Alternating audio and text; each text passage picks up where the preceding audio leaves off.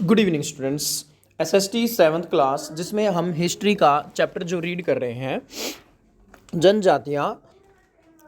जनजातियों वाला, उसमें आज हमारा टॉपिक है बदलता समाज, नई जातियां और श्रेणियां कि किस तरह से समाज में बदलाव आया, कुछ नई जातियां और श्रेणियों का विकास हुआ। इसमें कहता है जैसे जैसे अर्थव्यवस्था और समाज की जरूरतें बढ़ती गई, नए हुनर वाले लोगों की आवश्यकता पड़ी। मतलब जैसे जैसे देखो क्या कह रहा है कि अर्थव्यवस्था और समाज समाज की जरूरत बढ़ी तो नए हुनर वाले, हुनर मतलब जिनके अंदर नई नई कला है, जो अलग अलग काम कर सके, तो अलग अलग काम करने वाले लोगों की जरूरत पड़ी। वर्णों के भीतर छोटी छोटी जातियां उभरने लगी। अब जो वर्ण बने हुए थे, वर्ण कौन से? वैश्य, क्षत्रिय, शूद्र और ब्राह्मण।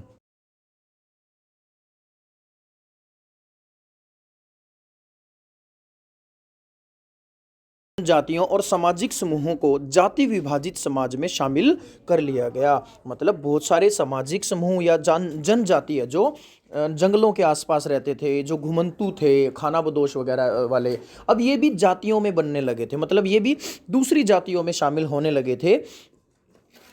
विशेषज्ञता प्राप्त शिल्पियों, लोहार, सुनार, बढ़ई, राजमिस्त्री, राजमिस्त्री वो होते हैं जो मतलब घर बनाने का काम करते हैं, को भी ब्राह्मणों द्वारा जातियों के रूप में मान्यता दी गई। अब एक चीज देखो यहाँ पर, मान लो आप जनजाति के लोग हो, आपको किसी जाति में प्रवेश करना है, आपको सुनार जाति का बनना है, बढ़ई में, लोहार में या इन जातियों में शामिल होना है, तो आपको ब्राह्मण से परमिशन लेनी पड़ेगी और ब्राह्मण ही मान्यता देता था। ठीक है, ब्राह्मणों द्वारा मान्यता दी जाती थी जाति में प्रवेश करने की। वर्ण की बजाय जाति समाज के संगठन का आधार बनी। अब धीरे धीरे जो वो चार वर्ण थे अब वो खत्म हो रहे थे, अब जातियां बन रही थी। आगे जाति पर विचार विमर्श। वर्तमान तमिलनाडु के तिरुचिरापल्ली पल्ली तालुक में स्थित उय्याकोंडन उदयार के 12वीं शताब्दी के अभिलेख में ब्राह्मणों की एक सभा के विचार विमर्श का वर्णन मिलता है। वे रथकारों की सामाजिक, रथकारों मतलब रथ बनाने वाले, जो रथ बनाने वाले थे, कि सामाजिक स्थिति पर विचार विमर्श कर रहे थे। उन्होंने इस जाति के कामकाज तय किए जिसमें वास्तुकला, रथ और गाड़ियों का निर्माण, मंदिर द्वार बनाना, मूर्तियां स्थापित करना, बलि के लिए लकड़ियों से बने सहज सामान तैयार करना, मंडप बनाना और राजा के लिए जेवर तैयार करना, तो ये रथकारों का काम होता था। ठीक है, आगे कहता है 11वीं और 12वीं सदी के आते आते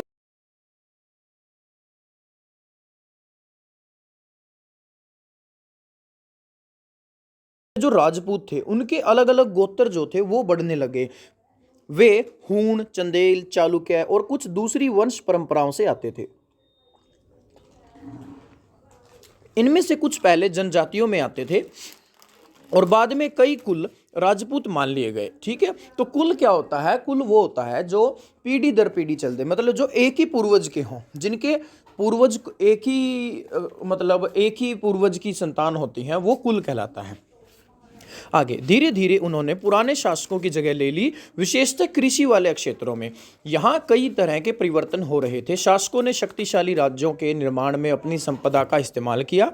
शासकों के रूप में राजपूत गोत्रों के उदय के उदाहरण का जनजातीय लोगों ने अनुसरण किया। मतलब जैसे राजपूतों में नए नए लोग शामिल हो रहे थे, उसी तरह से फिर जनजातीय लोगों ने उसी का अनुसरण किया, उसी तरह से वो भी जातियों में आने लगे। धीरे धीरे ब्राह्मणों के समर्थन से कई जनजातियां जाति व्यवस्था का हिस्सा बन गई, लेकिन केवल प्रमुख जनजातीय परिवार ही शासक वर्ग में शामिल हो पाए। मतलब जो शासन करने वाला सिस्टम था ना राजा का, उसमें सिर्फ कुछ जनजातियां ही आ पाई। अपनी बहुसंख्यक आबादी समाज की छोटी जातियों में ही जगह बना पाई। मतलब जो ज्यादा आबादी वाली जनजातियां थी वो समाज में छोटी जातियों में ही जगह बना पाई, जिनको छोटी जाति उस समय ब्राह्मणों के द्वारा या दूसरे लोग समझते थे। सनातनी हिंदू धर्म के द्वारा प्रस्तावित गैर बराबरी वाली सामाजिक व्यवस्था इन इलाकों में बड़े पैमाने पर स्वीकार नहीं की गई। मतलब जो उनके बराबर नहीं थे ना, उनको स्वीकार नहीं करते थे ये। राज्यों की उत्पत्ति जनजातीय लोगों के बीच हुए सामाजिक बदलावों से गहराई से संबंधित है। कहते हैं कि जो नए नए राज्य जो बने थे ना, वो वहाँ के जो जनजातीय लोग थे और उनके बीच में जो सामाजिक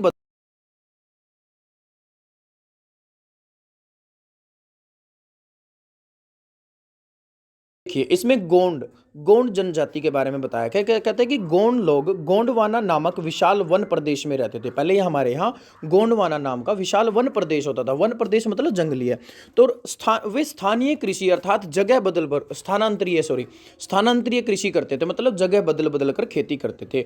विशाल गोंड जनजाति कई छोटे छोटे कुलों में भी बटी हुई थी। प्रत्येक कुल का अपना राजा या राय होता था।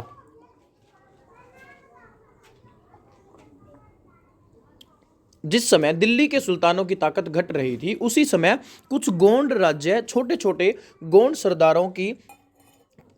सरदारों पर हावी होने लगे। मतलब जो छोटे छोटे गोंड राज्य थे, वो जो गोंड समुदाय के सरदार थे ना, उनके ऊपर हावी होने लगे, मतलब उनके ऊपर उनका दबदबा बढ़ने लगा।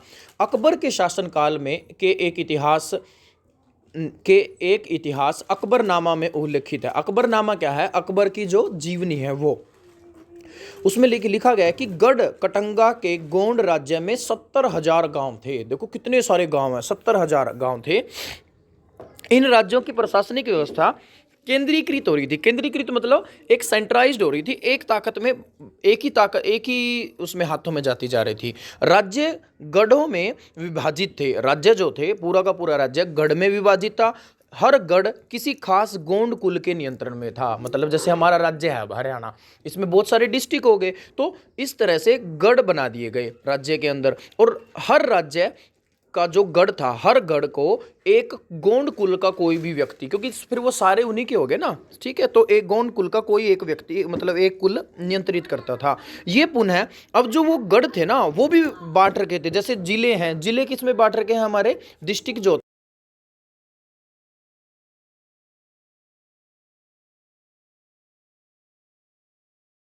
गांव, 84 गांव की इकाइयों में विभाजित होते थे। इन्हें 84 कहा जाता था। तो 84 किसे कहा जाता था? 84 गांव की इकाइयों को या 84 गांव के समूहों को 84 कहा जाता था। अब 84 का भी विभाजन था। 84 का जो उप विभाजन होता था वो होता था बरहोत्तो। तो बरहोत्तो क्या होता था? बरहोत्तो में 12 गांव होते थे। 12 गांवों को मिलाकर बनता था एक बरहोत्तो, और 84 गांव को मिलाकर बनता था 84। बड़े राज्यों के उदय ने गोंड समाज के चरित्र को बदल डाला। जैसे जैसे बड़े राज्य उभरे तो गोंड समाज का जो चरित्र था वो बदल गया। उनका मूलतः बराबरी वाला दर्जा धीरे धीरे असमान सामाजिक वर्गों में विभाजित हो गया। जैसे जैसे बड़े राज्य जो डेवलप हो रहे थे, उन सब की वजह से पहले तो ये बराबरी का दर्जा था इनको, अब इनको धीरे धीरे थोड़ा सा नीचा दर्जा दिया जाने लगा। ब्राह्मण लोगों ने गोंड राजाओं से अनुदान में भूमि प्राप्त की और अधिक प्रभावशाली बन गए। अब उन्होंने इन्हीं लोगों से तो जमीनें हासिल कर ली दान में, लेकिन अब वो इनसे भी ज्यादा शक्तिशाली बन गए। गोंड सरदारों को अब राजपूतों के रूप में मान्यता प्राप्त करने की चाहत हुई। अब ये सोच रहे थे कि हमें अब हम क्या बने, हम अब बन जाएं राजपूत की तरह। इसलिए गढ़ कटंगा के गोंड राजा अमन दास ने संग्राम शाह की उपाधि धारण कर ली। वो खुद को संग्राम शाह कहने लगा। उसके पुत्र दलपत ने महोबा के चंदेल राजपूत राजा सालबाहन की पुत्री राजकुमारी दुर्गावती से विवाह कर लिया। अब इससे क्या हुआ? दलपत की मृत्यु कम उम्र में ही हो गई। रानी दुर्गावती बहुत योग्य थी और उसने अपने 5 साल के पुत्र वीर नारायण के नाम पर शासन कमान संभाली। मतलब संभाला खुद ने, नाम अपने बेटे का रख दिया क्योंकि वो अभी छोटा था।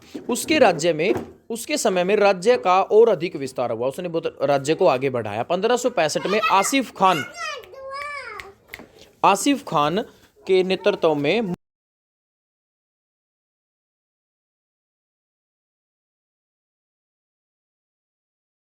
बेहतर समझा। उसका पुत्र भी तुरंत बाद लड़ता हुआ मारा गया। तो मतलब ऐसे इनका अंत हुआ।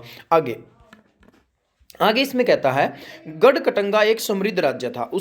इसने हाथियों को पकड़ने और दूसरे राज्यों में इनका निर्यात करने के व्यापार में खासा धन कमाया। जब मुगलों ने गोंडों को हराया तो उन्होंने लूट में बेशकीमती सिक्के और हाथी बहुतायत में हथिया लिए। मतलब बहुत बड़ी मात्रा में हथिया लिए। उन्होंने राज्य का एक भाग अपने कब्जे में ले लिया और शेष वीर नारायण के चाचा चंद्र शाह को दे दिया। और आगे कहता है, गढ़ कटंगा के पतन के बावजूद गोंड राज्य कुछ समय तक चलता रहा, लेकिन वे काफी कमजोर हो गए और बाद में अधिक शक्तिशाली बुंदेलों और मराठों के खिलाफ उनके संघर्ष असफल रहे। मतलब उनके खिलाफ जब इन्होंने लड़ाई लड़ी तो वो असफल हो गए। नेक्स्ट बेटा हमारा एक टॉपिक रह गया होम, और इस चैप्टर का कंक्लूजन, ये हम नेक्स्ट टाइम करेंगे। Thank you, have a good day.